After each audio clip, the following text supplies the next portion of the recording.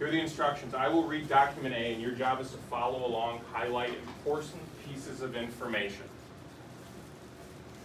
Document A is the first document in the set of sources, okay? Everybody see that? Good? Then, I'll need one volunteer, or two if you want to split it up, depending on who volunteers, how comfortable they feel, to read document B. Those that are not reading, you'll do the same thing with document A. You'll follow along and highlight important pieces of information that are needed to answer the essential question, what caused the Chicago race riots?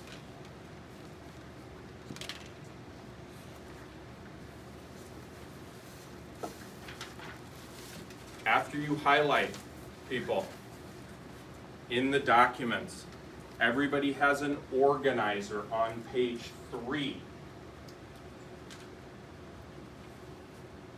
with the essential question at the top. What caused the Chicago race riots of 1919? Your job, after we read these, and we'll start this as a class together, is to note the similarities and the differences of both accounts, both sources, document A, document B. What do they say that's similar? What do they say that's different? You're able to work in groups and turn and talk for your partners for about 3 minutes and discuss what you're going to put in those organizers in terms of similarities and differences, okay? Ultimately, what we want to think about is which source between document A and document B do you think is more credible? What does the word credible mean? Bennett. Like, what's going to hold up more and anybody use it for an argument? What's going to hold up more? What's more valid? What's more valid? What's more reliable? You okay? Yeah. I don't know Okay.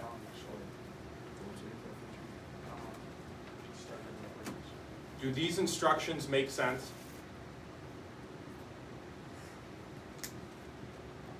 Any questions about the first part of what we're going to do here?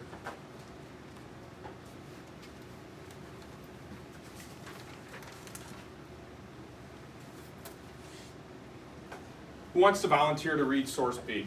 Bennett, you want to go? Yeah. Okay. All right, we're going to start though with source A. So, everybody, find the first source, document A textbook. It's on your paper, it's on your screen, it's also, you can follow along on the board.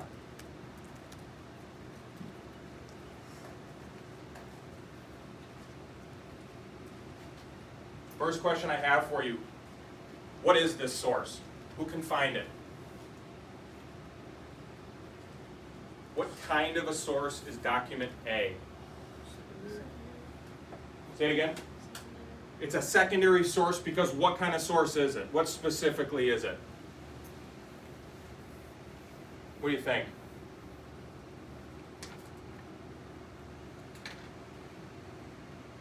Check what it says right next to document A. Yeah, Jose.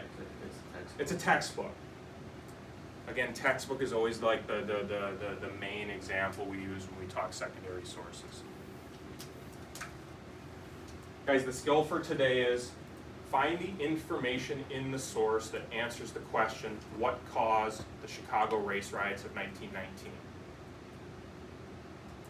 Highlight, underline information that applies as I'm reading, okay? It says, in the summer of 1919, over 20 race riots broke out across the country. The worst violence occurred in Chicago. On a hot July day, African Americans went to a whites-only beach. Both sides began throwing stones at each other. Whites also threw stones at an African American teenager swimming near the beach to prevent him from coming ashore, and he drowned. A full-scale riot then erupted in the city.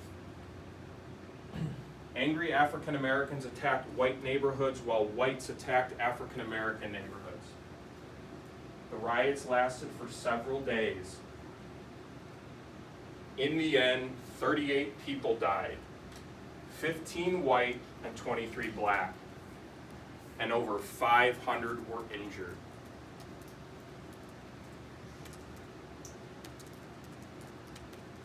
As I'm reading that in my mind, I'm thinking every other sentence about what caused the Chicago race riots.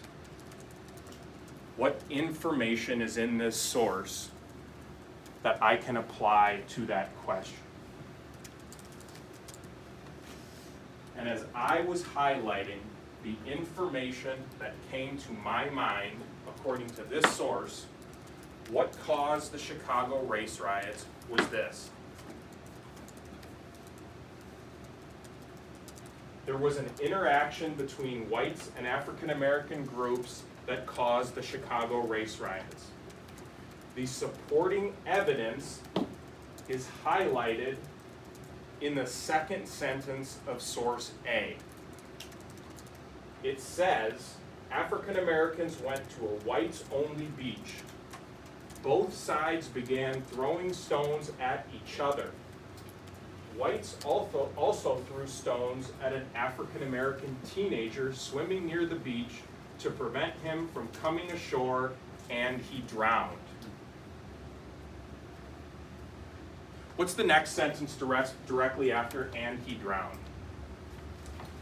Who can read that for me? Bennett. The sentence after he Right drowned? here, after right here. Okay. A full-scale riot then erupted in the city. I'm looking for what caused the Chicago race riots, right, people? Does this seem like to you, if I were asking you to apply specific evidence to the essential question, does this to you look like and read like specific evidence that answers that essential question, what caused the race riots of 1919? What do you think? I see some people going like this. Phil, what do you think? I mean, it gives some detail about what was really started it, but doesn't give much more background after that. They just give like the spark that lighted it, but they never said like what prepped it or like what set it up. Okay. It's really just like this happened and then it erupted, but usually it takes more than just that to cause this much destruction. Okay. So there's something there you're saying, but it's not very what? Descriptive or in depth. Descriptive or in depth. If we were investigating this question, would it be wise to find better or more specific information?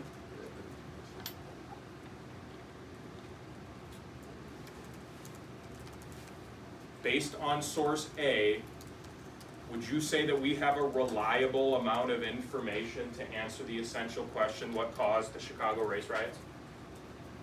What do you think?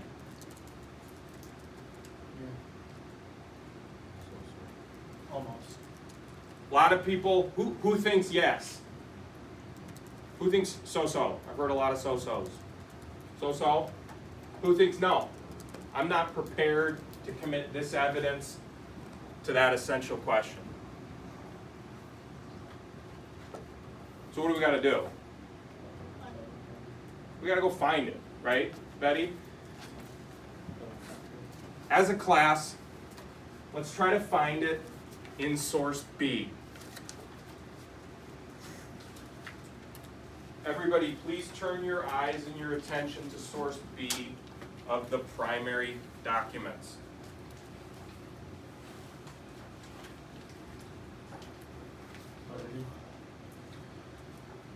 First of all, I said primary documents. Did I misspeak? What is this document? The secondary source. What specifically is document B? Cooper, history book. Are secondary sources like textbooks and history books generally more or less reliable than primary sources? Somebody raise your hand. Rafa. Less reliable. Let's take a look at this source to see what kind of information might be different or similar from source A. Bennett, you want to go ahead? Sure. Okay. The most serious racial outbreak occurred in Chicago late in July of the so-called Red Summer. The riot that began on July 27th had its immediate origin in a fight at Lake Michigan Beach. A young Negro swimming offshore had drifted into the water that was customarily used by whites. White swimmers commanded him to return to his part of the beach, and some threw stones at him. When the young man drowned, the Negroes declared that he had been murdered. Rumors spread among blacks and whites. Mobs sprang up in various parts of the city. In the next afternoon, white bystanders bothered some blacks who were returning from work. Some were pulled out of streetcars and whipped.